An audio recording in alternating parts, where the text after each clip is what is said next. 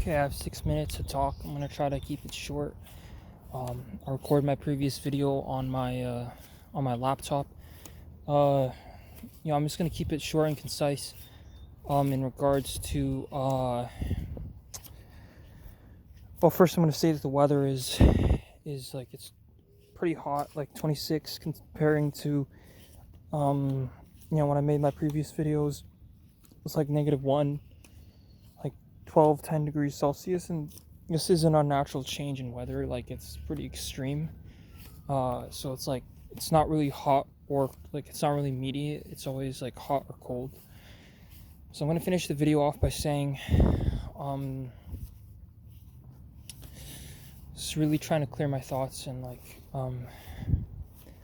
so I was gonna get my student ID card today, but I didn't.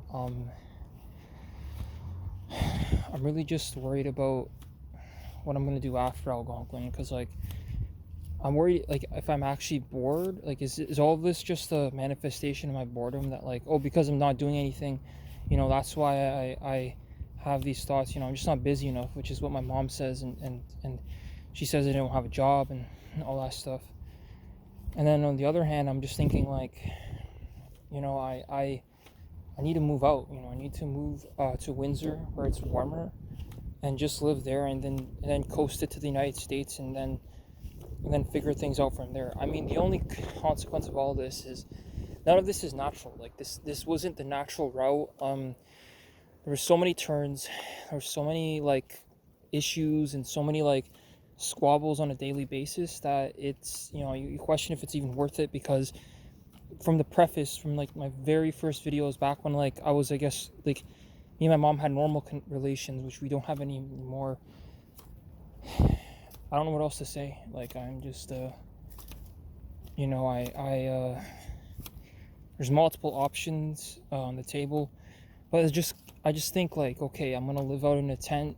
I mean, when I was living in that house in Richmond Hill, was it any better? But then again, the year's 2026, where it's not a normal year. This is not a normal time period. This is not a normal time period at all. And I mean, I've decided that I'm gonna head to Windsor likely. But also like because it's not like a normal time period, it's like I'm really just gonna have to pull myself in and somehow find a way to live outside in the tent, and that's what I'm gonna be doing, and that's how I'm gonna survive. I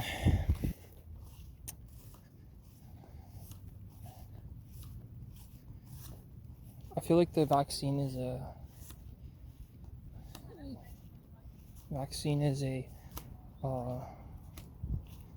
vaccine's a conduit for something else. It's a excuse. It's a distraction from the real thing. It's like a light version of the real thing that they're going to be releasing out to the public. They're testing reactions. They're testing like the concept of a public, like kind of like a microchipping population, and it's already begun. And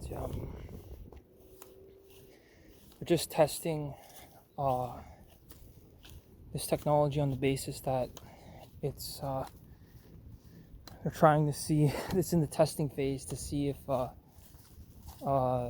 public reaction before they release, I'm gonna guess the handyman version of the Fallout thing, like the handyman, because we already know that the entire system failed and everybody's lives kind of failed, and now they have a pretty good scapegoat to release this. They have a pretty good excuse.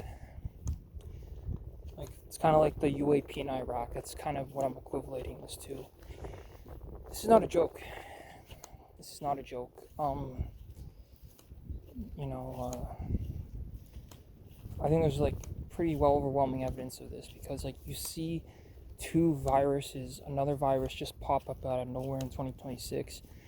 I mean, when you look at the COVID lockdowns and complacency, I think the government obviously was testing that, because it's like if we're wondering how far we can push the population without them revolting in any manner.